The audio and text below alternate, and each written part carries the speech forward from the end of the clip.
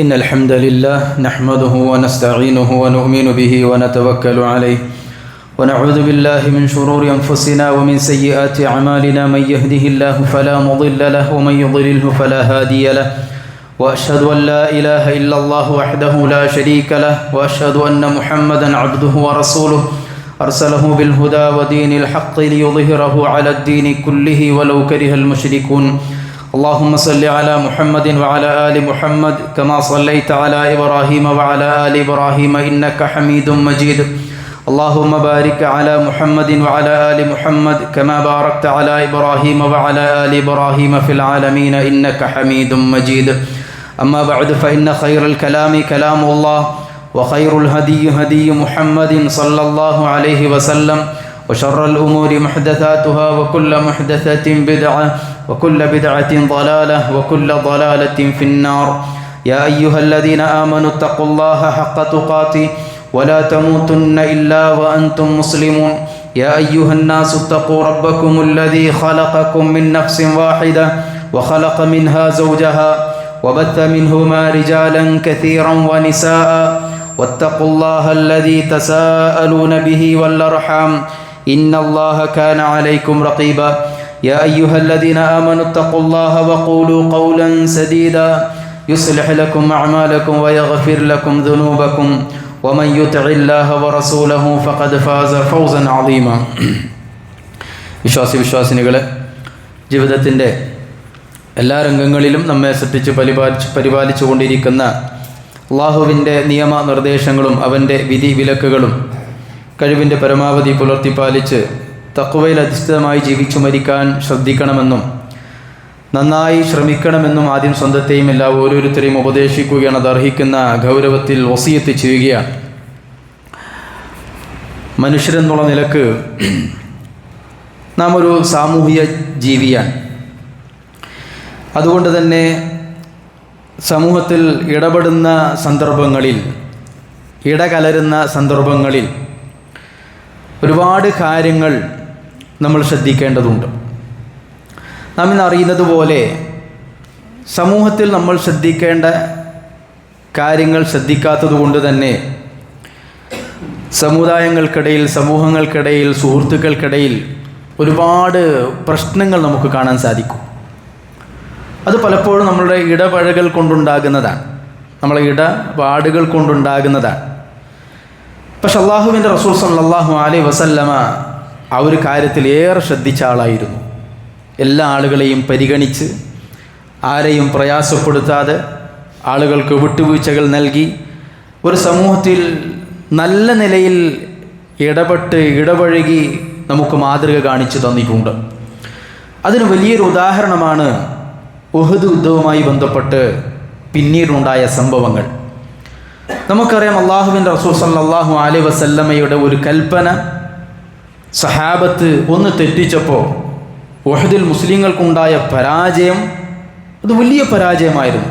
മിസ്അബിനെ പോലെ, ഹംസയെ പോലെ റളിയല്ലാഹു തആല അൻഹുമ, നിരവധി സഹാബികൾ മരിക്കാൻ വരെ കാരണമായ ഒരു സംഭവമാണ് അള്ളാഹുവിൻ്റെ റസൂലിൻ്റെ ആ ഒരു കൽപ്പനയെ ചില സഹാബികൾ തെറ്റിച്ചത്. പിന്നീട് മുസ്ലിങ്ങൾക്ക് വിജയമുണ്ടായി. ആ വിജയമുണ്ടായ സന്ദർഭത്തിൽ അള്ളാഹുവിൻ്റെ റസൂൽ സല്ലല്ലാഹു അലൈഹി വസല്ലമ തൻ്റെ കൽപ്പന ധിക്കരിച്ചതുകൊണ്ട് പ്രവാചകന് പ്രയാസമുണ്ടായിട്ടുണ്ട്. പ്രവാചകൻ കുഴിയിൽ വീണു, പ്രവാചകൻ്റെ മുമ്പല്ല് പൊട്ടി, പ്രവാചകൻ്റെ കവിളിൽ മുറിവേറ്റു, പ്രവാചകൻ കൊല്ലപ്പെട്ടു എന്നുള്ള കിംവദന്തി ഉണ്ടായി. അങ്ങനെ ഒരുപാട് പ്രയാസങ്ങൾ അള്ളാഹുവിൻ്റെ റസൂലിനും സ്വഹാബത്തിനും ഉണ്ടായ യുദ്ധമാണ് ഉഹദ് യുദ്ധം.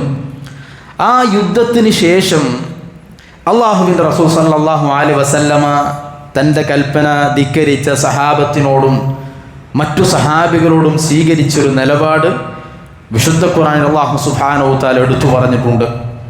അല്ലാഹു സുബ്ഹാനഹു വ തആല നബി സല്ലല്ലാഹു അലൈഹി വസല്ലമയോട് പറഞ്ഞു, ഫബിമാ റഹ്മത്തിൻ മിനല്ലാഹി ലിൻത ലഹും. നബിയെ, അള്ളാഹുവിൻ്റെ കാരുണ്യം കൊണ്ടാണ് നീ അവരോട് സൗമ്യമായി പെരുമാറിയത്. അല്ലേ, ഇപ്പം നമ്മളെ സംബന്ധിച്ചിടത്തോളം ഒരു നേതൃത്വത്തിലുള്ള ഒരാൾ തൻ്റെ അനുയായികൾ ഒരു നേതാവിൻ്റെ എന്തെങ്കിലും ഒരു കൽപ്പനയെ ധിക്കരിച്ചാൽ എന്തായിരിക്കും അവരോട് സമീപനം? ഒരു പള്ളി ഭാരവാഹി പ്രസിഡൻറ്റിൻ്റെ ഒരു കാര്യം ഒരാൾ കേട്ടിട്ടില്ല, ഇല്ലെങ്കിൽ കമ്മിറ്റിയുടെ ഒരു പ്രസിഡന്റിൻ്റെ ഒരു വാക്ക് ഒരാൾ കേട്ടിട്ടില്ല എങ്കിൽ പിന്നെ എന്തായിരിക്കും അവിടെ പ്രശ്നം? ഇവിടെ നോക്ക്, അള്ളാഹുവിൻ്റെ റസൂലിൻ്റെ ഒരു കൽപ്പനയെ ധിക്കരിച്ചത് മുഖേന റസൂലിന് പ്രയാസമുണ്ടായി, നിരവധി സഹാബികൾ കൊല്ലപ്പെട്ടു, ഒരുപാട് പ്രയാസങ്ങൾ മുസ്ലിങ്ങൾക്കുണ്ടായിട്ടും യുദ്ധത്തിന് ശേഷം റസൂലുള്ളാഹി സഹാബത്തിനൊക്കെ ഒരുമിച്ച് കൂട്ടി. അത് അള്ളാഹ് പറഞ്ഞത് ഫബിമാ റഹ്മത്തിൻ മിനല്ലാഹി ലിൻത ലഹും, നബിയെ അള്ളാഹുവിൻ്റെ കാരുണ്യം കൊണ്ടാണ് നീ അവരോട് സൗമ്യമായി പെരുമാറിയത്. എന്നിട്ട് അള്ളാഹു സുബ്ഹാനഹു തആല പറഞ്ഞു വലൗ കുൻത ഫളൻ ഗലീദൽ ഖൽബ് ലം ഫളൂ മിൻ ഹൗലിക്, നബിയെ താങ്കൾ എങ്ങാനും ഒരു പരുഷ സ്വഭാവത്തിന് ഉടമയായിരുന്നെങ്കിൽ ലം ഫളൂ മിൻ ഹൗലിക്, ആ സഹാബികൾ നിന്നിൽ നിന്ന് അകന്നു പോകുമായിരുന്നു. പക്ഷെ അല്ല, നീ അവരൊക്കെ എന്ത് ചെയ്തു? ഊട്ടിപ്പൊടിച്ചു, ചേർത്തിപ്പൊടിച്ചു. അതുകൊണ്ട് നിന്നിലേക്ക് അവരെ കടുത്തു വന്നു. എന്നിട്ട് അള്ളാഹുവിൻ്റെ റസൂലിനായി അള്ളാഹു പറഞ്ഞു ഫഅഫു അൻഹും, അതുകൊണ്ട് നബിയെ നിന്റെ കൽപ്പന ധിക്കരിച്ചതുകൊണ്ട് കുറേ പ്രയാസങ്ങളുണ്ടായി, സഹാബികൾ കൊല്ലപ്പെട്ടു, താങ്കൾക്ക് തന്നെ പ്രയാസമുണ്ടായി. അതുകൊണ്ട് ഫഅഫു അൻഹും, നബിയെ അവർക്ക് പുറത്തു കൊടുത്തേക്ക്, മാപ്പ് കൊടുത്തേക്ക്. എന്ന് മാത്രമല്ല വസ്തഗ്ഫിർ ലഹും, അവരെ തെറ്റിന് അവർക്ക് വേണ്ടി നബിയെ താങ്കൾ അള്ളാഹുവിനോട് ഇസ്തിഗ്ഫാർ തേടിയേക്ക്. എന്ന് മാത്രമല്ല വശാവിറുഹും ഫിൽ അംർ, കൽപ്പന തെറ്റിച്ചു, ഇനി നിങ്ങളെ കൂടെ കൂട്ടൂല എന്നല്ല, വശാവിറുഹും ഫിൽ അംർ, അവരെ കൂടെ കൂട്ടി കാര്യങ്ങൾ നിങ്ങൾ കൂടി ആലോചിക്കും. അല്ലേ, നമ്മളെ സംബന്ധിച്ചിടത്തോളം കമ്മിറ്റിയിലൊരു തീരുമാനം എടുത്ത് ആ കമ്മിറ്റിപ്പെട്ട ഒരാൾ എന്തെങ്കിലും ഒരു എതിരഭിപ്രായം പറഞ്ഞാൽ പിന്നെ അടുത്ത കമ്മിറ്റിയിൽ ഓനുണ്ടാവില്ല, പിന്നെ ഒരു കോർ കമ്മിറ്റി വേറെ ഉണ്ടാവും, ഓനെ കൂട്ടാത്ത വേറെ കമ്മിറ്റി. അല്ലേ, നമ്മളെടുത്തൊരു തീരുമാനത്തിനെതിരെ ആരും പറയാൻ പാടില്ല, പിന്നെ ഓൻ എന്ത് ചെയ്യും? നമ്മളെ ചാപ്പ കുത്തി പുറത്തു നിർത്തും. പക്ഷെ റസൂലുള്ള പറഞ്ഞെന്തോ, റസൂലുള്ളാഹി അള്ളാഹ് പറഞ്ഞെന്തോ വശാവിറുഹും ഫിൽ അംർ, കാര്യങ്ങളിൽ അവരുമായി നബിയെ കൂടി ആലോചിക്കുക. എന്നിട്ടോ ഫൈദാ അസംത ഫതവക്കൽ അലല്ലാഹ്, കാര്യങ്ങൾ കൂടി ആലോചിച്ച് കഴിഞ്ഞാൽ ബാക്കി കാര്യങ്ങൾ നിങ്ങൾ അള്ളാഹുവിലേക്ക് ഭരമേൽപ്പിച്ചു കൊള്ളുക. ഇന്നല്ലാഹ യുഹിബ്ബുൽ മുതവക്കിലീൻ, അള്ളാഹുവിൽ കാര്യങ്ങൾ ഭരമേൽപ്പിക്കുന്ന ആളുകൾക്ക് അള്ളാഹ്ക്ക് ഇഷ്ടമാണ് എന്ന് അള്ളാഹു സുബ്ഹാനഹു തആല നബിയോടായി പറഞ്ഞത് നമുക്ക് കാണാൻ സാധിക്കും. അതുകൊണ്ട് തന്നെ വിശ്വാസികളെ, ഈ സാമൂഹിക ജീവിതത്തിൽ പ്രശ്നങ്ങളില്ലാതിരിക്കാൻ, പ്രയാസങ്ങളില്ലാതിരിക്കാൻ, എല്ലാവരും നല്ല സൗഹാർദ്ദത്തിൽ പോകാൻ ഉതകുന്ന ആവശ്യമായ പ്രധാനപ്പെട്ട 3 ഉപദേശങ്ങൾ ഉലമാക്കൾ അവരുടെ ഗ്രന്ഥങ്ങളിൽ എടുത്തു കൊടുത്താൽ നമുക്ക് കാണാൻ സാധിക്കും. ഒരുപാട് കാര്യങ്ങളുണ്ട്. അതിൽ ചില മുഖ്തസറായി അല്പം ചുരുക്കിയ എൻ്റെയും നിങ്ങളുടെയും ജീവിതത്തിൽ ഉപകരിക്കുന്ന, സാമൂഹിക ജീവിതത്തിൽ ഇടപെടുമ്പോൾ പ്രശ്നമില്ലാതിരിക്കാൻ ഉപകരിക്കുന്ന ഈ 3 ഉപദേശങ്ങളിൽ ചിലത് നിങ്ങളെ ശ്രദ്ധയിൽപ്പെടുത്തുകയാണ്.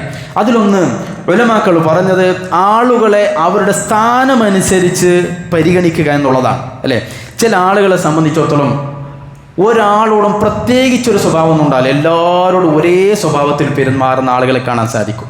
യഥാർത്ഥത്തിൽ ഇസ്ലാം അത് നിരുത്സാഹപ്പെടുത്തിയ കാര്യമാണ്. കാരണം എന്താണെന്ന് അറിയോ? ഉമ്മുൽ മുഅ്മിനീൻ ആയിഷ റളിയല്ലാഹു തആല അൻഹയിൽ നിന്നും ഉദ്ധരിക്കുന്ന ഹദീസിൽ അവിടെ നിന്ന് പറഞ്ഞു അമറനാ റസൂലുള്ളാഹി സ്വല്ലല്ലാഹു അലൈഹി വസല്ലം, ഞങ്ങളോട് അള്ളാഹുവിൻ്റെ റസൂൽ കൽപ്പിച്ചിട്ടുണ്ട് അൻ നുൻസിലൻ നാസ മനാസിലഹും, ജനങ്ങൾ അവർ അർഹിക്കുന്ന സ്ഥാനത്ത് അവരെ ഇരുത്തുക എന്ന് പറഞ്ഞാൽ ഓരോ ജനങ്ങൾക്കും അവർ അർഹിക്കുന്ന ഒരു സ്ഥാനമുണ്ട്. ഒരു കുടുംബനാഥൻ്റെ സ്ഥാനമുണ്ട്, നാട്ടിലൊരു നേതാവിന് നേതാവിൻ്റെ ഒരു സ്ഥാനമുണ്ട്, ഒരു പള്ളിയിലെ ഭാരവാഹിക്ക് അവൻ അർഹിക്കുന്ന ഒരു സ്ഥാനമുണ്ട് എന്ന് പറഞ്ഞാൽ ഓരോ നാട്ടിലും ഓരോ പ്രദേശത്തും ഓരോ ആളുകൾ അർഹിക്കുന്ന സ്ഥാനം അവർക്ക് നൽകുക എന്നുള്ളത് അത് ഇസ്ലാമിക മര്യാദയിൽപ്പെട്ടതാണ്. ചില ആൾക്ക് എല്ലാവരോടും ഒരേ സമീപനായിരിക്കും, അതുണ്ടാകാൻ പാടില്ല.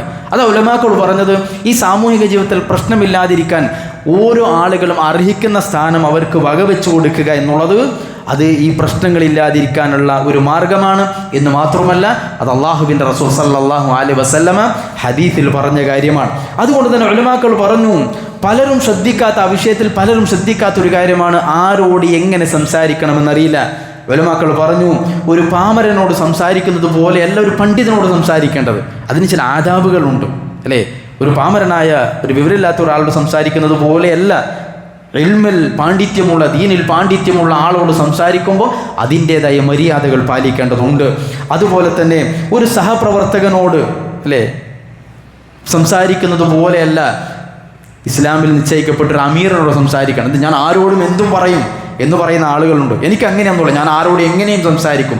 അത് പാടുള്ളതല്ല. ഇസ്ലാം അങ്ങനെ നമ്മളോട് ആരോടും എങ്ങനെയും സംസാരിക്കാൻ കൽപ്പിച്ചിട്ടില്ല. മറിച്ച് എന്താ, ഓരോ ആളുകൾക്കും അല്ലാഹു സുബ്ഹാനഹു വ തആല നൽകിയ സ്ഥാനം അത് പരിഗണിച്ചുകൊണ്ട് സംസാരിക്കുക എന്നുള്ളതാണ്. അതുകൊണ്ട് ഉലമാക്കൾ പറഞ്ഞത് സഹപ്രവർത്തകരോട് സംസാരിക്കുന്നത് പോലെ എല്ലാവരും അമീറിനോട് സംസാരിക്കേണ്ടത്. അതുപോലെ തന്നെ കൂട്ടുകാർ തമ്മിൽ സംസാരിക്കുന്ന ഒരു രീതിയായിരിക്കും അതേ രീതിയിൽ അധ്യാപകരോട് സംസാരിക്കരുത്. കാരണം ഇന്നെന്താ, ഇന്നിൻ്റെ ലോകത്ത് അധ്യാപകരോട് സംസാരിക്കുന്ന രീതി എങ്ങനെയാണ് അല്ലേ? അള്ളാഹു നമ്മളെ മക്കളെ സാലിഹ്യങ്ങളാക്കി മാറ്റുമാറാകട്ടെ. ആരായിക്കോട്ടെ സഹോദരങ്ങളെ, അവിടെ ജാതി മത വ്യത്യാസമൊന്നുമില്ല. നമുക്ക് അറിവ് പഠിപ്പിച്ചു തന്നെ അധ്യാപകനാണോ, അത് നമ്മൾ കൂട്ടുകാരോട് സംസാരിക്കുന്നത് പോലെ ആയിരിക്കരുത്. അധ്യാപകന് നൽകേണ്ട ആദരവും ബഹുമാനവും നിലനിർത്തി വളരെ അതവോടുകൂടി സംസാരിക്കാൻ നമ്മളെ മക്കളെ പഠിപ്പിക്കേണ്ടതുണ്ട്. അത് ഇസ്ലാമിക അധ്യാപനത്തിൽപ്പെട്ടതാണ്. അതുപോലെ തന്നെ സമപ്രായക്കാർ സംസാരിക്കുന്നത് പോലെ ആകരുത് നമ്മളെ സമൂഹത്തിലെ മുതിർന്ന ആളുകളോട് സംസാരിക്കേണ്ടത്. നോക്കി നിങ്ങൾ, ഇന്ന് പ്രായമുള്ള ആളുകൾ പരിഗണിക്കുന്ന ആളുകൾ ആരാ സഹോദരങ്ങൾ നമ്മുടെ കൂട്ടത്തിലുള്ളത്? അവർ ബഹുമാനിക്കുന്ന ആളുകൾ. നമ്മുടെയൊക്കെ ചെറുപ്പം ഒന്ന് ആലോചിച്ച് നോക്ക്. പ്രായമുള്ള ആളുകൾ ഇരിക്കുന്ന സ്ഥലത്തേക്ക് നമ്മൾ പോയി നിൽക്കൂല അവിടെ അല്ലേ? പ്രായമുള്ള ആളുകളോട് സംസാരിക്കുമ്പോൾ അതവ് നമ്മൾ ചെറുപ്പത്തിലൊക്കെ പാലിച്ചിരുന്നു. ഇന്നിൻ്റെ സമൂഹം നോക്കി നിങ്ങൾ, കുട്ടികൾ പ്രായമുള്ള ആളുകളോട് സംസാരിക്കുന്നത് വളരെ അപമര്യാദയോടുകൂടിയാണ്. അതൊരിക്കലും ഒരു ഇസ്ലാമിക സമൂഹത്തിന് യോജിച്ചതല്ല. അതുകൊണ്ട് തന്നെ ഉലമാക്കൾ പറഞ്ഞു, ആദരിക്കേണ്ടവർ ആദരിക്കാൻ, ബഹുമാനിക്കേണ്ടവർ ബഹുമാനിക്കാൻ അല്ലേ? നമ്മെ സംബന്ധിച്ചിടത്തോളം, ഇന്ന് മുസ്ലിങ്ങളെ സംബന്ധിച്ചിടത്തോളം പാർട്ടി നോക്കി ബഹുമാനിക്കും അല്ലേ? നമ്മളെ ഗ്രൂപ്പ് നോക്കി ബഹുമാനിക്കും. സഹോദരങ്ങൾ മനുഷ്യനാണോ, അവൻ മുസ്ലിമാണോ, ഏത് പ്രസ്ഥാനത്തിലായിക്കോട്ടെ, അതുപോലെ തന്നെ അമുസ്ലിങ്ങളായിക്കോട്ടെ, പ്രായമുള്ളവരാണോ, അവർ പരിഗണിക്കുക എന്നുള്ളത് അത് ഇസ്ലാമിൻ്റെ അധ്യാപനത്തിൽപ്പെട്ടതാണ്. അള്ളാഹുവിൻ്റെ റസൂലിൻ്റെ കൽപ്പനയാണ്.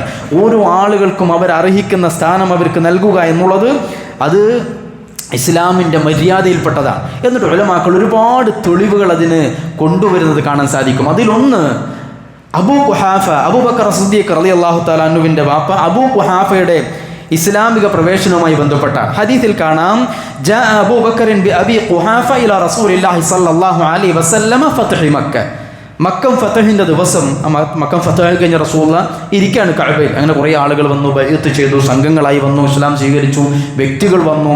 ഒരുപാട് കൽപ്പനകൾ കൊടുക്കുന്നതിനിടയിൽ അബൂബക്കർ സിദ്ദീഖ് റളിയല്ലാഹു തആല അബൂ ഖുഹാഫയെ, തൻ്റെ പിതാവിനെ, വളരെ വൃദ്ധനായിരുന്നു, വളരെ പ്രായാധിക്യം കൊണ്ട് പ്രയാസപ്പെടുന്ന ഒരു വ്യക്തിയായിരുന്നു അബൂ ഖുഹാഫയുടെ കൈയും പിടിച്ച് അള്ളാഹുവിൻ്റെ റസൂലിൻ്റെ സന്നിധാനത്തിലേക്ക് അബൂബക്കർ സിദ്ദീഖ് റളിയല്ലാഹു തആല കടന്നു വന്നപ്പോൾ ആ സന്ദർഭത്തിൽ റസൂൽ പറഞ്ഞു, ഫഖാല റസൂലുള്ളാഹി സ്വല്ലല്ലാഹു അലൈഹി വസല്ലം ലി അബീ ബക്കർ. അബൂബക്കർ സിദ്ദീഖ് റളിയല്ലാഹു അൻഹു റസൂൽ പറഞ്ഞു, അബൂബക്കർ ലൗ അഖറർത അശ്ശൈഖ ഫീ ബൈതി ലഅതൈന.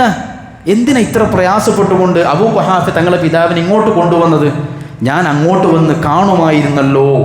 നോക്കിങ്ങൾ, ആ സന്ദർഭത്തിൽ അബൂ ഖുഹാഫ റസൂലുള്ളാഹിയെ കാണാൻ വരുന്ന സന്ദർഭത്തിൽ അദ്ദേഹം മുശ്രിക്കാണ്, മുസ്ലിമല്ല. എന്നിട്ടും അള്ളാഹിൻ്റെ റസൂൽ പറയാണ്, എന്തിനാ ഇത്ര പ്രയാസപ്പെട്ടുകൊണ്ട് അബൂ ഖുഹാഫ എൻ്റെ അടുത്തേക്ക് കൊണ്ടുവന്നത്? ഞാൻ അങ്ങോട്ട് പോയി കാണുമായിരുന്നല്ലോ. മുഹദ്ദിസുകൾ പറഞ്ഞു, തക്രിമത്തൻ ലി അബീ ബക്കർ. അബൂബക്കർ സിദ്ദീഖ് റളിയല്ലാഹു അൻഹു ആദരവാണ്. ചില റിവായത്തുകളിൽ കാണാൻ സാധിക്കും, ആ വൃദ്ധനായ ആ മനുഷ്യനോടുള്ള ഇക്റാമ് കൊണ്ടാണ് അള്ളാഹുവിൻ്റെ റസൂൽ സല്ലല്ലാഹു അലൈഹി വസല്ലമ അങ്ങനെ പറഞ്ഞത് എന്ന്. അങ്ങനെ അള്ളാഹുവിൻ്റെ റസൂൽ സല്ലല്ലാഹു അലൈഹി വസല്ലമ അബൂ ഖുഹാഫയുടെ നെഞ്ഞിൽ കൈവച്ച് പ്രാർത്ഥിച്ച് മുസ്ലിമാകാൻ പറഞ്ഞു. അബൂ ഖുഹാഫ മുസ്ലിമായി എന്ന് പറഞ്ഞ സഹോദരങ്ങളെ, ഇവിടെയും നമ്മൾ കാണുന്നത് അള്ളാഹുവിൻ്റെ റസൂൽ സല്ലല്ലാഹു അലൈഹി വസല്ലം ആരാണ്. എന്നിട്ട് റസൂൽ പറയുന്നത്, ഞാൻ ആ വൃദ്ധനെ അങ്ങോട്ട് വന്ന് കാണുമായിരുന്നല്ലോ എന്നുള്ളതാണ്. എങ്കിൽ സഹോദരങ്ങൾ, നമ്മളെ കൂട്ടത്തിൽ അല്പം ഒരു സ്ഥാനമാനമൊക്കെ ഉള്ള ആളുകൾ അല്ലേ, അത്യാവശ്യം സമ്പത്തും അല്ലാഹു സുബ്ഹാനഹു വ തആല നിഅമത്തൊക്കെ നൽകിയിട്ട് ഒരു വാഹനത്തിലൊക്കെ പോകും, പ്രായമുള്ള ആളുകളെ കാണുമ്പോൾ പലപ്പോഴും നമുക്ക് പുച്ഛമാണ്. ഒന്ന് നിർത്തി, വേഗത കുറച്ച്, ഗ്ലാസ് താത്തി, നിങ്ങൾ വരുന്നുണ്ടോ, ഒരു ഡ്രോപ്പ് കൊടുക്കാൻ സാധിക്കും, എന്താ ഒരു പ്രയാസം, ഒന്നുമില്ല. അത് നമ്മൾ ശ്രദ്ധിക്കേണ്ടതുണ്ട്. എന്ന് മാത്രമല്ല, ഉലമാക്കൾ അടുത്ത തെളിവായി പറഞ്ഞത്, സ്വേച്ഛാധിപതിയായ ഫിർഔനിൻ്റെ അടുത്തേക്ക് മൂസ അലൈഹിസ്സലാമിനെയും ഹാറൂനെയും അല്ലാഹു സുബ്ഹാനഹു വ തആല ഒരു പ്രബോധകനായി പറഞ്ഞയക്കുന്ന സന്ദർഭത്തിൽ ആ സംസാരത്തിൽ പോലും മാനിക്കേണ്ട മര്യാദയാണ്. അള്ളാഹു പറഞ്ഞത് എന്താ, ഇദ്ഹബാ ഇലാ ഫിർഔൻ, നിങ്ങൾ രണ്ടാളെന്തേ ഫിർഔനിൻ്റെ അടുത്തേക്ക് പോകും. കാരണം ഇന്നഹു തഗ, അവൻ അതിക്രമിയായിരിക്കുന്നു. എന്നിട്ടോ ഫഖൂലാ ലഹു ഖൗലൻ ലയ്യിന, നിങ്ങൾ രണ്ടാളും ഫിറഔന്റെ അടുത്ത് പോയിട്ട് ഖൗലൽ ലയ്യിൻ എന്ന് പറഞ്ഞാൽ മയത്തോടു കൂടിയുള്ള സംസാരം സംസാരിക്കണം എന്നാണ്. ആരാ ഫിറഔൻ? അന റബ്ബുക്കുമുൽ അഅല, ഞാനാണ് നിങ്ങളെ ഉന്നതനായ റബ്ബ് എന്ന് വാദിച്ച, പിഞ്ചു കുഞ്ഞുങ്ങളെ കൊന്നൊടുക്കിയ, ഒരുപാട് പ്രയാസങ്ങൾ സൃഷ്ടിച്ച ഒരു വ്യക്തിയുടെ അടുത്തേക്ക് പ്രബോധകന്മാരായി പറഞ്ഞയച്ച മൂസയോടും ഹാറൂനോടും അല്ലാഹു സുബ്ഹാനഹു തആല പറയുന്നത് ഫഖൂലാ ലഹു ഖൗലൽ ലയ്യിന, അവരോട് ചെന്ന് നിങ്ങൾ തർക്കിക്കാൻ നിൽക്കേണ്ട, മയത്തിലുള്ള വാക്കുകൾ നിങ്ങൾ പറ. എന്നിട്ടോ ലഅല്ലഹു യതദക്കറു ഔ യഖ്ശ, നിങ്ങൾ ആ മയത്തിലുള്ള സംസാരമുണ്ടല്ലോ, ആ സംസാരം ഒരു വേള അവന് ചിന്തിക്കാൻ അതൊരു കാരണമായേക്കാം, അള്ളാഹുവിനെ ഭയപ്പെടാനും അതൊരു കാരണമായേക്കാം. സഹോദരങ്ങളെ, ദായിമാർ വളരെയേറെ ശ്രദ്ധിക്കേണ്ട ഒരു കാര്യമാണ് അല്ലേ. ഞാൻ ആരെയും കുറ്റപ്പെടുത്തുകയല്ല. നമുക്കിടയിൽ ഇന്ന് പ്രസംഗങ്ങൾ കേൾക്കാൻ ഏറ്റവും താല്പര്യം ഏതാണെന്നറിയോ? വാദപ്രതിവാദങ്ങളാണ് അല്ലേ. ആളുകൾക്ക് ഏറ്റവും ഇഷ്ടം ഏതാണ്? ദീന് പഠിക്കുന്ന, ഒരു വിഷയാസ്പദമായി പഠിക്കുന്ന ക്ലാസ്സുകൾ കേൾക്കാൻ നിങ്ങളതിൻ്റെ വ്യൂസുകൾ പരിശോധിച്ച് നോക്കുമ്പോൾ ആളുകൾ കുറവായിരിക്കും. ഇനി യൂട്യൂബിലാണെങ്കിലും ഏതിലാണെങ്കിലും സോഷ്യൽ മീഡിയയിൽ. അതേ സ്ഥാനത്ത് നല്ല തർക്കം നടക്കുന്ന, വാഗ്വാദങ്ങൾ നടക്കുന്ന ഖണ്ഡന പ്രസംഗങ്ങളുടെ വ്യൂസുകൾ നോക്കിയാൽ ഒരുപാട് ആളുകൾ ഇത് കണ്ടിട്ടുണ്ടാവും. എന്ന് പറഞ്ഞാൽ ആളുകൾക്ക് അതിനോടാണ് ഇഷ്ടം. അതുകൊണ്ട് തന്നെ ഉലമാക്കൾ പറയാറുണ്ട്, നമ്മൾ ഒരു ആൾക്ക് മറുപടി പറയുമ്പോൾ പോലും ആ വ്യക്തികളെ ഉന്നം വെക്കരുതെന്നാണ്. ഒരു വ്യക്തിയെ ഉന്നം വെച്ച് സംസാരിക്കാൻ പാടില്ല. അദ്ദേഹത്തിൻ്റെ ആദർശവുമായി ബന്ധപ്പെട്ട് ജനങ്ങളോട് പറയാം. മറിച്ച് ആ വ്യക്തിയെ ഉന്നം വെച്ചുകൊണ്ട് ആ വ്യക്തി പ്രചരിപ്പിക്കുന്ന ആദർശത്തിനപ്പുറത്ത് ഒന്നും പറയാൻ പാടില്ല എന്നാണ്. അദ്ദേഹത്തിൻ്റെ വ്യക്തി ജീവിതവുമായി ബന്ധപ്പെട്ട് ഒന്നും പരാമർശിക്കാൻ പാടില്ല. അദ്ദേഹം സമൂഹത്തിൽ പ്രചരിപ്പിക്കുന്ന തെറ്റായ ആദർശം ഉണ്ടെങ്കിൽ ആദർശത്തെ പറയാം.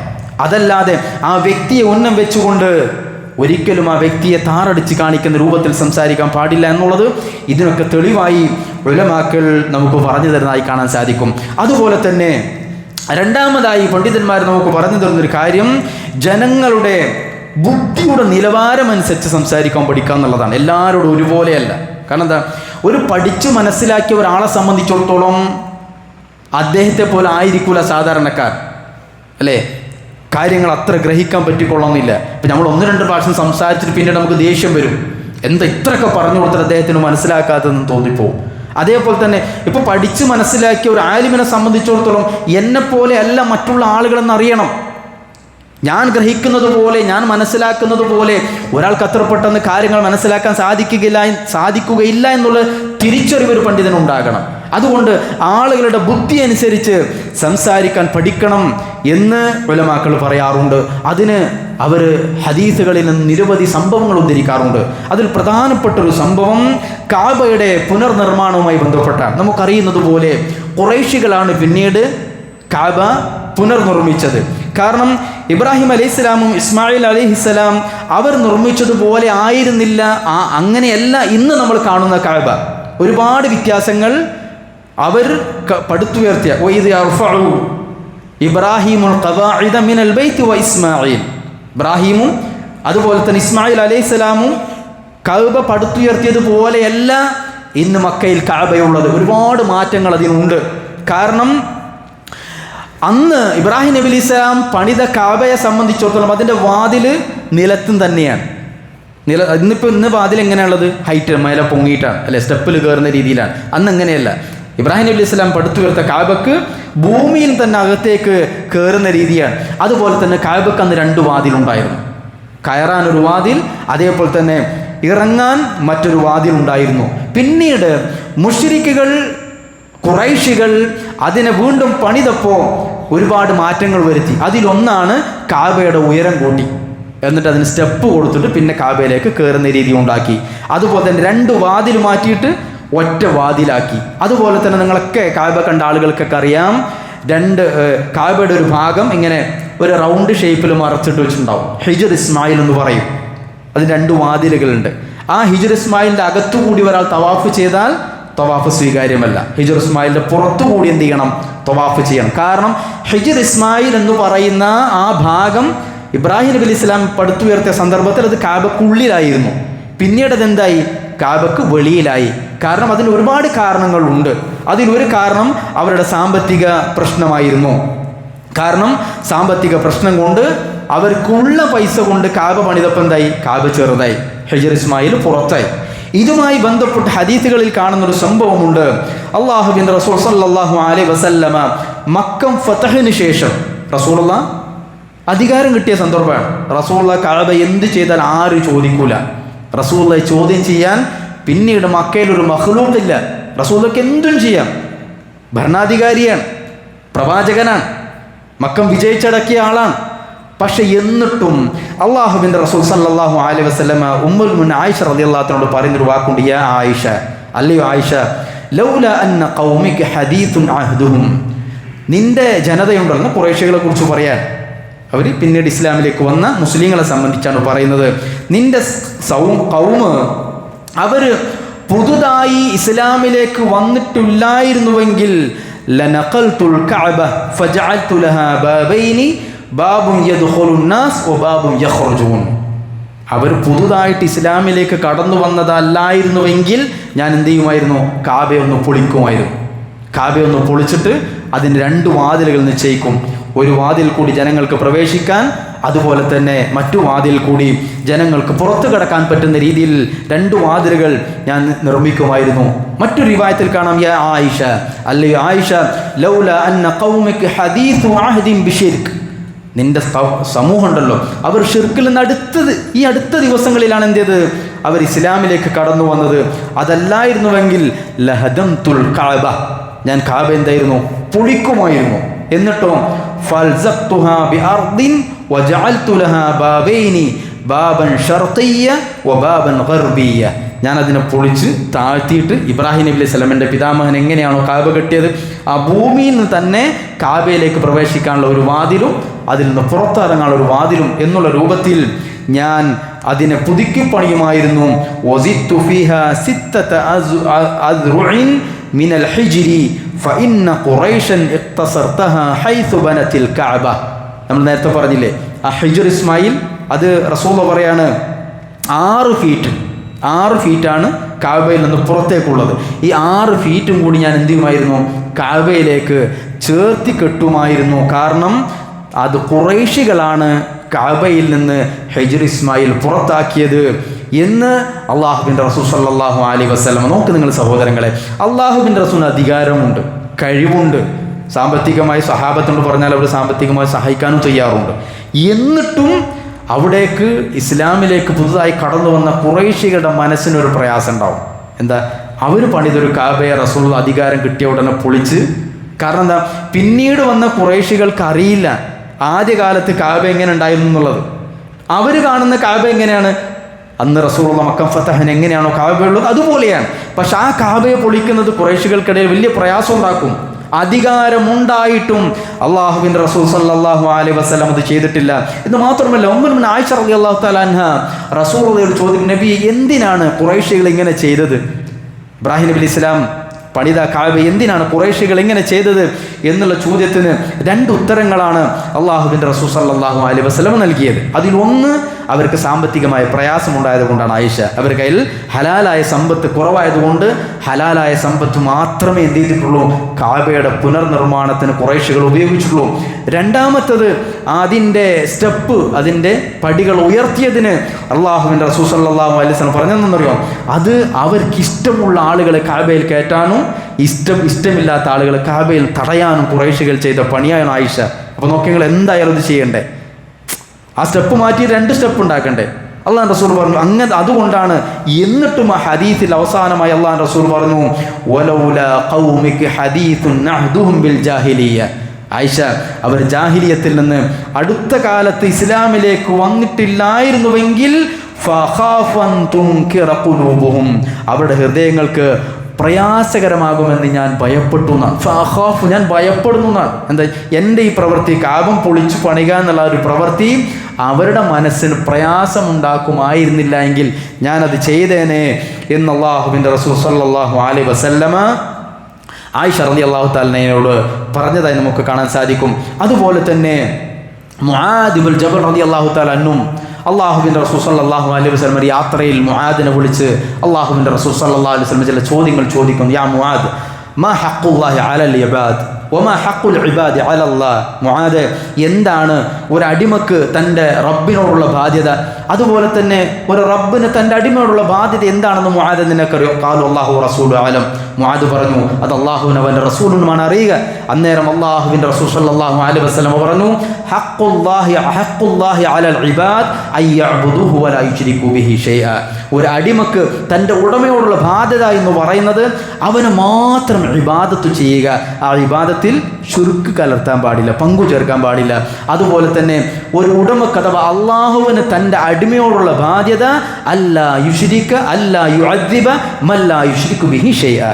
ശിർക്ക് ചെയ്യാത്ത ഒരു അടിമയെ ഒരിക്കലും ശിക്ഷിക്കുകയില്ല എന്നുള്ളതാണ് ഒരു ഉടമയായ റബ്ബ് തൻ്റെ അടിമയോടുള്ള ബാധ്യത.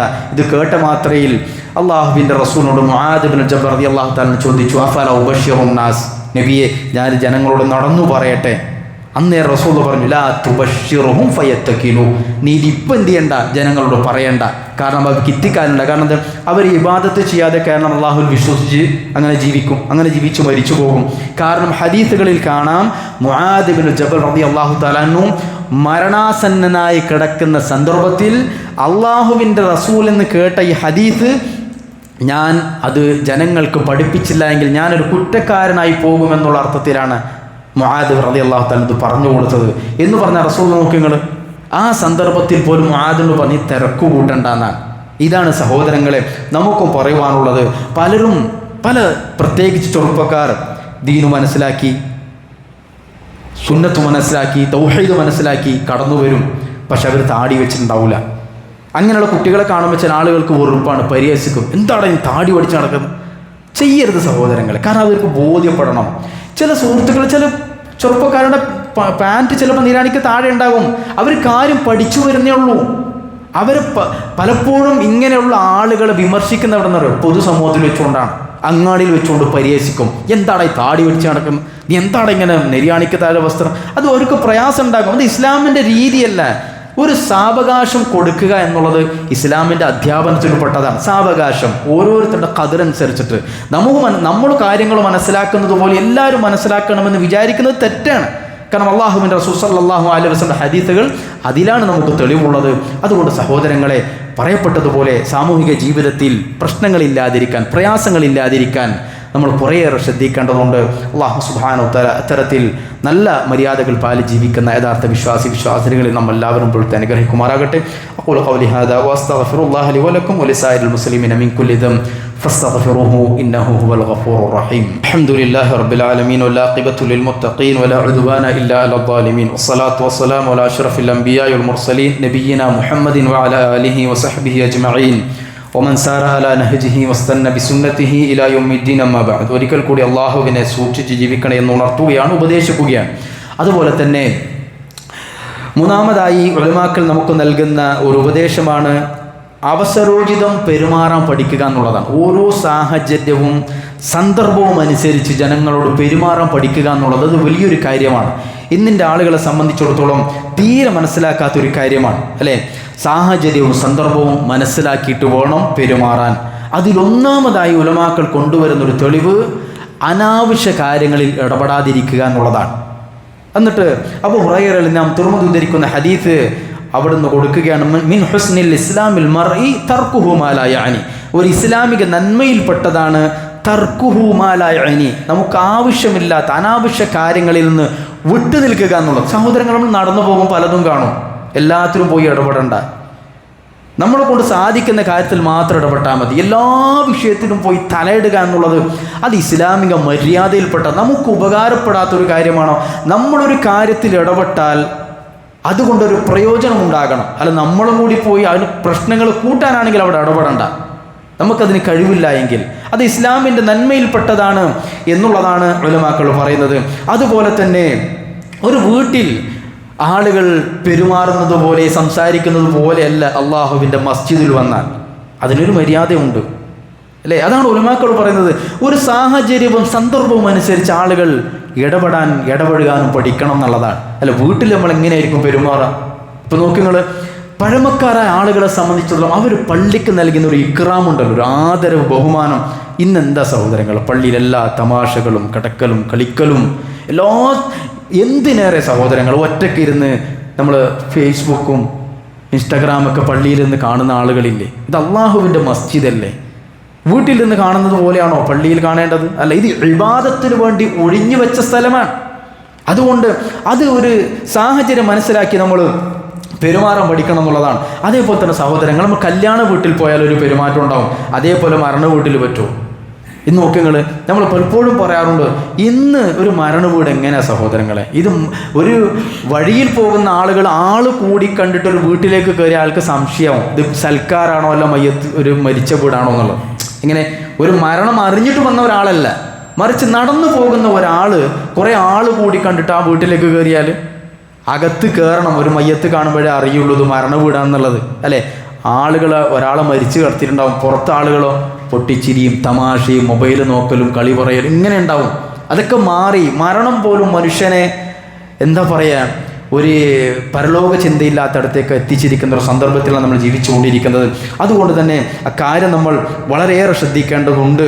ബർറാ ഇബ്നു ആസിബ് റളിയല്ലാഹു തആല അൻഹു ഇമാം തുർമുദി ഉദ്ധരിക്കുന്ന ഹദീസിലൊരു സംഭവമുണ്ട്. ബർറാ റളിയല്ലാഹു തആല പറയാണ്, ഞങ്ങൾ അല്ലാഹുവിൻ്റെ റസൂൽ സല്ലല്ലാഹു അലൈഹി വസല്ലം ഒരു ജനാസയിൽ പങ്കെടുത്തു. അങ്ങനെ ഞങ്ങൾ എന്ത് ചെയ്തു, ഖബർസ്ഥാനത്ത് എത്തിയപ്പോൾ ഖബറിൻ്റെ പണി കഴിഞ്ഞിട്ടില്ല. ആ ഖബറിൻ്റെ പണി കഴിയുന്നത് വരെ ഞങ്ങളും അല്ലാഹുവിൻ്റെ റസൂൽ സല്ലല്ലാഹു അലൈഹി വസല്ലം കാത്തിരുന്നു. ബർറാ റളിയല്ലാഹു തആല പറയാണ്, ഞങ്ങളാ ഇരുത്തമുണ്ടല്ലോ, ഞങ്ങളെ തലയിലെങ്ങാനും ഒരു പക്ഷി വന്നിരുന്നാൽ ആ പക്ഷി പറന്നു പോകുകയില്ല. കാരണം അത്രമാത്രം ഞങ്ങൾ നിശബ്ദരായിട്ടായിരുന്നു ഞങ്ങൾ അല്ലാഹുവിൻ്റെ റസൂലിനോടൊപ്പം ആ സദസ്സിൽ ഇരുന്നതെന്നുള്ള ആ ഖബറിൻ്റെ പണി തീരുന്നതുവരെ.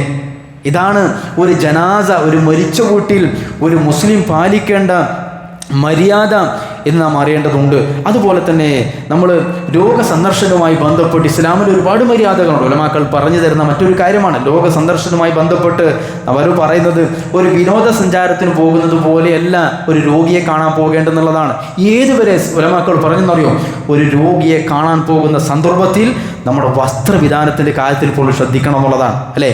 നമ്മൾ നല്ല പ്രത്യേകിച്ച് ആരും കുറ്റം പറഞ്ഞിട്ട് കാര്യമില്ല, ആണുങ്ങളാണെങ്കിലും പെണ്ണുങ്ങളാണെങ്കിലൊക്കെ അണിഞ്ഞൊരുങ്ങി കുളിച്ച് വൃത്തിയായി നല്ലൊരു കല്യാണത്തിന് പോകുന്നത് പോലെയാണ് ഒരു രോഗിയെ കാണാൻ വേണ്ടി പോകുന്നത്. ആ രോഗിയെ സംബന്ധിച്ചിടത്തോളം വല്ലാത്ത പ്രയാസത്തിലാണ്. എന്ന് പറഞ്ഞാൽ മുഷിഞ്ഞ വസ്ത്രം ധരിച്ചിട്ട് രോഗിയെ കാണാൻ പോകണമെന്നല്ല, മറിച്ച് നമുക്കൊരു സാമാന്യ ബോധമുണ്ടാകും, ഞാൻ ആരെയാണ് കാണാൻ പോകുന്നത്. അതിൻ്റെ ഒരുക്കം വ്യത്യാസം ഉണ്ടാവും, അല്ലേ? നമ്മളൊരു കല്യാണത്തിന് പോകുന്നത് ഒരുക്കം നമുക്കറിയാം, ഒരു രോഗിയെ കാണാൻ പോകുന്നത്, കല്യാണത്തിന് പോകുന്നത് ഒരുങ്ങിയിട്ട് അങ്ങനെ പോകാൻ പാടുള്ളതല്ല എന്ന് മാത്രമല്ല ഉലമാക്കൾ പറഞ്ഞു, രോഗിക്ക് ആശ്വാസം നൽകുന്ന കാര്യങ്ങൾ അവിടെ വെച്ചുകൊണ്ട് പറയാൻ ശ്രദ്ധിക്കണമെന്നുള്ളതാണ്. രോഗിക്ക് ഒരു സമാധാനം കിട്ടുന്ന, ഒരു ആശ്വാസം കിട്ടുന്ന വാക്കുകളായിരിക്കണം അവിടെ വെച്ചുകൊണ്ട് പറയേണ്ടത്. ഉമ്മു അല റളിയല്ലാഹു തആല അൻഹയിൽ നിന്ന് ഉദ്ധരിക്കുന്ന ഹദീസിൽ അവിടെ നിന്ന് പറഞ്ഞു, ഖാലത് ആദനി റസൂലുള്ളാഹി സ്വല്ലല്ലാഹു അലൈഹി വസല്ലമ വഅന മരീളത്തുൻ, ഞാൻ രോഗിയായിരിക്കെ അല്ലാഹുവിൻ്റെ റസൂൽ സല്ലല്ലാഹു അലൈഹി വസല്ലം എന്നെ കാണാൻ വന്നു. ഫഖാല, എന്ന് റസൂൽ പറഞ്ഞു, അബ്ശിരി യാ ഉമ്മിൽ അല, ഉമ്മി അല താങ്കൾ സന്തോഷിച്ചു കൊള്ളുക, കാരണം ഫഇന്ന മറദൽ മുസ്ലിമി യുദ്ഹിബുല്ലാഹു ബിഹി ഖതായാ കമാ തുദ്ഹിബുൻ നാറു ഖബത അദ്ദഹബി വൽ ഫിദ്ദ. ഉമ്മു അല, ഒരു മുസ്ലിമിനെ സംബന്ധിച്ചിടത്തോളം ആ മുസ്ലിമിന് രോഗം ബാധിക്കുക എന്നുള്ളത് ഒരു പഴകിയ സ്വർണത്തിൽ നിന്നും വെള്ളിയിൽ നിന്നും അത് ഒരുക്കിക്കഴിഞ്ഞാൽ അതിൻ്റെ മ്ലേച്ഛതകൾ, അതിൻ്റെ വൃത്തികേടുകൾ കഴുകിക്കളഞ്ഞു പോകുന്നത് പോലെ ഒരു മുസ്ലിമായ വ്യക്തിക്ക് രോഗമുണ്ടായാൽ അവരുടെ പാപങ്ങൾ അത് മുഖേന കഴുകിപ്പോകും. അതുകൊണ്ട് അബ്ശിരി ഉമ്മ അല, സന്തോഷിച്ചു കൊള്ളുക എന്ന് പറഞ്ഞതായി നമുക്ക് ഹദീസുകളിൽ കാണാൻ സാധിക്കും. അതുപോലെ തന്നെ മറ്റൊരു സംഭവമാണ് അല്ലാഹുവിൻ്റെ റസൂൽ രോഗികളെ കാണുമ്പോൾ പറയാൻ വേണ്ടി പറഞ്ഞു, ലാ ബഅസ തഹൂറുൻ ഇൻഷാ അല്ലാഹ്, സാരമില്ല, അള്ളാഹു ഉദ്ദേശിച്ചാൽ സുഖമായി കൊള്ളും എന്ന് പറയണമെന്നുള്ളതാണ്. സഹോദരങ്ങൾ, പലപ്പോഴും രോഗികളെടുത്ത് പോയി സംസാരിക്കുന്ന ആളുടെ വാക്കെന്താ? എന്തെങ്കിലും ഒരു പ്രയാസത്തിൽ കിടക്കുന്ന ആളെടുത്ത് ചെന്ന് പറയും, എൻ്റെ ഉപ്പാവ് ഇതേ അസുഖം കൊണ്ടാ മരിച്ചെന്നാ പറയാം. ഇല്ലെങ്കിൽ പറയുന്നതെന്താ, ഒരു വേദന, കാലൊരു വേദനയായിട്ട് അസുഖമായിട്ട് കിടക്കുകയാണ്, ഷുഗർ എന്ന അല്ലാഹു സുബ്ഹാനഹു വ തആല മാരക രോഗങ്ങൾ നമ്മളെ കാത്തുരക്ഷിക്കുമാറാകട്ടെ. എന്തെങ്കിലും ഒരു പ്രയാസം ഉണ്ടാകുമ്പോൾ പറയും, എൻ്റെ ഉമ്മാക്ക് ഇതേപോലെ വിരലിനൊരു പഴുപ്പ് വന്നതാണ്, പിന്നീട് കാലെന്നെ മുറിക്കേണ്ടി വന്നു. ആരോടായത് പറയുന്നത്? രോഗിൻ്റെ അടുത്താ ചെന്ന് പറയും എന്ന് പറഞ്ഞ ഒരു രോഗിയോട് എന്ത് സംസാരിക്കണമെന്ന് പോലും അറിയാത്ത രീതിയിലാണ് സഹോദരങ്ങളെ ഇന്നിൻ്റെ രോഗം. അതുകൊണ്ട് നമ്മൾ പലപ്പോഴും ഈ കാര്യത്തിൽ ശ്രദ്ധിക്കേണ്ടതുണ്ട്. അവസാനമായി ഉലമാക്കൾ പറയുന്ന ഒരു സാഹചര്യവും സന്ദർഭവും അനുസരിച്ച് സംസാരിക്കാൻ വേണമെന്നുള്ള തെളിവായി അബൂബക്കർ സിദ്ദീഖ് റളിയല്ലാഹു തആല മാതൃകയാണ്. അല്ലാഹുവിൻ്റെ റസൂൽ സല്ലല്ലാഹു അലൈഹി വസല്ലം മരണപ്പെട്ടു. ആ മരണപ്പെട്ട സന്ദർഭത്തിൽ ഹദീസുകളിൽ കാണുന്നത് അബൂബക്കർ സിദ്ദീഖ് റളിയല്ലാഹു തആല തൻ്റെ മറ്റൊരു ഭാര്യയുടെ അടുത്തായ സുൽഹ് എന്ന സ്ഥലത്തായിരുന്നു. അബൂബക്കർ സിദ്ദീഖ് സ്ഥലത്തില്ലായിരുന്നു. ആദ്യമായി കടന്നു വന്ന സഹാബികളിൽ ഉമർ ഇബ്നുൽ ഖത്താബ് റളിയല്ലാഹു തആല അല്ലാഹുവിൻ്റെ റസൂലിനെ കാണാൻ വന്നു. നമ്മൾ സംഭവം കേട്ടിട്ടുണ്ട്. ഉമർ ഇബ്നുൽ ഖത്താബ് റളിയല്ലാഹു തആല അല്ലാഹുവിൻ്റെ റസൂലിൻ്റെ മരണം അംഗീകരിച്ചില്ല എന്ന് മാത്രമല്ല, അദ്ദേഹം കോപാകുലനായി. ആ കൂടി നിന്ന ആളുകളോട് അബൂബക്കർ സിദ്ദീഖ് ഉമർ ഇബ്നുൽ ഖത്താബ് റളിയല്ലാഹു തആല പറഞ്ഞു, മാ മാത റസൂലുള്ളാഹ്, അല്ലാഹുവിൻ്റെ റസൂൽ മരിച്ചിട്ടില്ല. വല യർജിഅന്ന റസൂലുള്ളാഹ്. ചില റിവായത്തുകളിൽ കാണാം മൂസ നബി അലൈഹി സ്വലാം 40 ദിവസത്തേക്ക് സമൂഹത്തിൽ നിന്ന് മാറി നിന്നതുപോലെ അല്ലാഹുവിൻ്റെ റസൂൽ മാറി നിന്നതാണ്. വല യർജിഅന്ന റസൂലുള്ളാഹ്, അല്ലാഹുവിൻ്റെ റസൂൽ മടങ്ങി വരിക തന്നെ ചെയ്യും. അത് അല്ലാഹുവിൻ്റെ റസൂലിന്റെ ഹുബ്ബാണ്, റസൂലിന്റെ സ്നേഹമാണ്. അബൂ ഉമർ ഇബ്നുൽ ഖത്താബ് റളിയല്ലാഹു തആല അൻഹുവിന് അല്ലാഹുവിൻ്റെ റസൂലിന്റെ മരണം അത് വിശ്വസിക്കാൻ സാധിക്കാതെ പോയത് എന്ന് മാത്രമല്ല, ഉമർ റളിയല്ലാഹു തആല പറഞ്ഞു, അല്ലാഹുവിൻ്റെ റസൂൽ മടങ്ങി വരും. എന്നിട്ട് ചെയ്യുന്നതെന്നറിയോ? അല്ലാഹുവിൻ്റെ റസൂൽ മരിച്ചു എന്ന് പറഞ്ഞ ആളുകളുടെ കയ്യും കാലും അല്ലാഹുവിൻ്റെ റസൂൽ ഛേദിക്കും, വെറുതെ വിടൂല. അത്രമാത്രം കോപാകുലനായി നിൽക്കുന്ന സന്ദർഭത്തിലാണ് അബൂബക്കർ സിദ്ദീഖ് റളിയല്ലാഹു തആല ആ സദസ്സിലേക്ക് കടന്നു വരുന്നത്. ഹദീസുകളിൽ കാണാം അല്ലാഹുവിൻ്റെ റസൂലിൻ്റെ മുഖപടം മാറ്റി അബൂബക്കർ സിദ്ദീഖ് റളിയല്ലാഹു അൻഹു തിരുമുഖത്ത് ചുംബിച്ചു. എന്നിട്ട് ചില കാര്യങ്ങൾ സംസാരിച്ചു. ഉമർ ഇബ്നുൽ ഖത്താബ് റളിയല്ലാഹു തആല അൻഹുവിനോട് നേർക്ക് നേരെ അബൂബക്കർ സിദ്ദീഖ് റളിയല്ലാഹു അൻഹു സംസാരിക്കാൻ പോയില്ല. മറിച്ച് ഉമർ ഇബ്നുൽ ഖത്താബ് റളിയല്ലാഹു തആല കേൾക്കുമാറെ അവിടെ നിന്ന് മാറി ചില റിവായത്തുകളിൽ മിമ്പറിൽ കയറി അബൂബക്കർ സിദ്ദീഖ് റളിയല്ലാഹു അൻഹു ഖുതുബ പറയാൻ, ഒരു പ്രസംഗം പറയാൻ. ആ പ്രസംഗത്തിൽ എന്താണെന്നറിയോ? അതിൽ പറഞ്ഞു, മൻ കാന യഅ്ബുദു മുഹമ്മദൻ ഫഇന്ന മുഹമ്മദൻ ഖദ് മാത് വമൻ കാന യഅ്ബുദുല്ലാഹ ഫഇന്നല്ലാഹ ഹയ്യുൻ ലാ യമൂത്. അവിടെ നിന്ന് പറഞ്ഞു, മൻ കാന യഅ്ബുദു മുഹമ്മദൻ, നിങ്ങളുടെ കൂട്ടത്തിൽ നിന്ന് ആരെങ്കിലും മുഹമ്മദ് നബി സല്ലല്ലാഹു അലൈഹി വസല്ലമയാണ് ഇബാദത്ത് ചെയ്തിരുന്നതെങ്കിൽ ഫഇന്ന മുഹമ്മദൻ ഖദ് മാത്, ഇതാ നിശ്ചയം അല്ലാഹുവിൻ്റെ റസൂൽ മുഹമ്മദ് നബി സല്ലല്ലാഹു അലൈഹി വസല്ലം മരിച്ചിരിക്കുന്നു. ഇനി അതല്ല, നിങ്ങളുടെ കൂട്ടത്തിൽ നിന്ന് ആരെങ്കിലും അള്ളാഹുവിനെയാണ് ആരാധിച്ചിരുന്നത് എങ്കിൽ ഫഇന്നല്ലാഹ ഹയ്യുൻ ലാ യമൂത്, ഇതാ അള്ളാഹു എന്നെന്നും മരിക്കാതെ ജീവിച്ചിരിപ്പുണ്ട് എന്ന് അബൂബക്കർ സിദ്ദീഖ് റളിയല്ലാഹു തആല പറയുകയാണ്. എന്നിട്ട് വിശുദ്ധ ഖുർആനിൽ 2 ആയത്തുകൾ ഓതി അബൂബക്കർ സിദ്ദീഖ് റളിയല്ലാഹു അൻഹു എന്താ പറയുക? ഇന്നക മയ്യിത്തുൻ വ ഇന്നഹു മയ്യിത്തുൻ. അള്ളാഹുവിൻ്റെ റസൂൽ പറയാണ്, മുഹമ്മദ് നബി നീ മരിക്കും, എല്ലാവരും മരിക്കുമെന്നുള്ള ആയത്ത്. അതുപോലെ തന്നെ രണ്ടാമതായി ഒരു ആയത്ത് ഓതി അബൂബക്കർ സിദ്ദീഖ് റളിയല്ലാഹു തആല അൻഹു, വമാ മുഹമ്മദുൻ ഇല്ലാ റസൂൽ, മുഹമ്മദ് ഒരു റസൂലല്ലാതെ മറ്റാരുമല്ല എന്ന് മാത്രമല്ല, ഖദ് ഖലത് മിൻ ഖബ്ലിഹി റസൂൽ, ഈ മുഹമ്മദ് നബിക്ക് മുമ്പ് മറ്റു ഒരുപാട് പ്രവാചകന്മാർ കടന്നു വന്നിട്ടുണ്ട്. അഫ ഇമ്മാത, ഇനി ആ പ്രവാചകൻ മരിക്കുകയാണെങ്കിൽ, ഔ ഖുതിൽ, അല്ലെങ്കിൽ ആ നബി കൊല്ലപ്പെടുകയാണെങ്കിൽ, ഇൻഖലബ്തും അലാ അഖാബിക്കും, നിങ്ങളെല്ലാവരും നിങ്ങളുടെ മടമ്പങ്കാലിലേക്ക് തിരിഞ്ഞു നടക്കുകയാണെന്ന് പറഞ്ഞാൽ നിങ്ങൾ നബി സല്ലല്ലാഹു അലൈഹി വസല്ലം മരിച്ചു എന്നുള്ള കാരണത്താൽ നിങ്ങൾ പഴയ ജാഹിലിയത്തിലേക്ക് പോവുകയാണോ? ഇനി ആരെങ്കിലും തൻ്റെ മടമ്പിങ്കാലിലേക്ക് തിരിച്ചു പോയാൽ എന്ന് പറഞ്ഞാൽ ജാഹിലിയത്തിലേക്ക് തിരിച്ചു പോയാൽ ഫലൻ യദുറല്ലാഹ ശൈഅ, ആ പോയ ആളുകൾ അള്ളാഹ്ക്ക് ഒരു ഉപദ്രവം വരുത്തുകയില്ല. വസയജിസില്ലാഹു ശാകിരീൻ, അള്ളാഹു സുബ്ഹാനഹു വ തആല നന്ദി ചെയ്യുന്ന ആളുകൾക്ക് പ്രതിഫലം നൽകുന്നതാണ് എന്നുള്ള ആയത്ത് ഓതിയതോടു കൂടിയാണ് ഉമർ ഇബ്നുൽ ഖത്താബ് റളിയല്ലാഹു തആല ബോധമുണ്ടായതെന്നാണ്.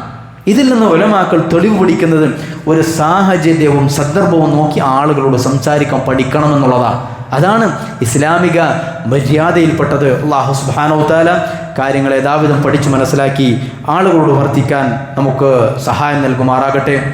അല്ലാഹു ഞങ്ങൾ മരിച്ചുപോയ മാതാപിതാക്കൾ, അള്ളാഹുവെ ഞങ്ങൾക്ക് ഇൽമു പഠിപ്പിച്ചു ഞങ്ങളുടെ ഉസ്താദുമാർ, അടുത്ത ബന്ധുക്കൾ, അള്ളാഹു വിശ്വാസികളായെങ്കിൽ അവർക്ക് നീ മഗ്ഫിറത്തും മർഹമത്തും നൽകി നീ അവരെ അനുഗ്രഹിക്കുമാറാകണമേ. അള്ളാഹു ഞങ്ങൾ മുന്നുപോയ ചെറുതും വലുതുമായ എല്ലാ തെറ്റുകുറ്റങ്ങളും നിന്റെ മഹബായ ഫള് കൊണ്ട് നീ ഞങ്ങൾക്ക് വിട്ടുപുറത്ത് മാഫാക്കി തരുമാറാകണമേ. അള്ളാഹുവെ ഞങ്ങളുടെ കൂട്ടത്തിൽ ഒരുപാട് ആളുകൾ രോഗം കൊണ്ട് പ്രയാസപ്പെടുന്ന ആളുകളുണ്ട്. അള്ളാഹുവെ ഒരു സഹോദരി മാരകമായ ക്യാൻസർ രോഗം കൊണ്ട് പ്രയാസപ്പെടുന്നതായി അറിയിച്ചുകൊണ്ട് അള്ളാഹുവെ ആ സഹോദരിക്ക് നീ ശിഫാഉൻ ആജിൽ പ്രദാനം ചെയ്യുമാറാകണമേ. അല്ലാഹുമ്മ ഗ്ഫിർ ലിൽ മുഅ്മിനീന വൽ മുഅ്മിനാത്ത് വൽ മുസ്ലിമീന വൽ മുസ്ലിമാത്ത് അൽ അഹ്യാഇ മിൻഹും വൽ അംവാത് ഇന്നക മുജീബുദ് ദഅവാതി വ ഖാദിയൽ ഹാജാത്ത്. റബ്ബനാ ളലംനാ അൻഫുസനാ വഇൻ ലം തഗ്ഫിർ ലനാ വതർഹംനാ ലനകൂനന്ന മിനൽ ഖാസിരീൻ. റബ്ബനാ ആതിനാ ഫിദ് ദുനിയ ഹസന വഫിൽ ആഖിറതി ഹസനതൻ വഖിനാ അദാബൻ നാർ. സല്ലല്ലാഹു അലാ നബീനാ മുഹമ്മദിൻ വഅലാ ആലിഹി വസഹ്ബിഹി വസല്ലം.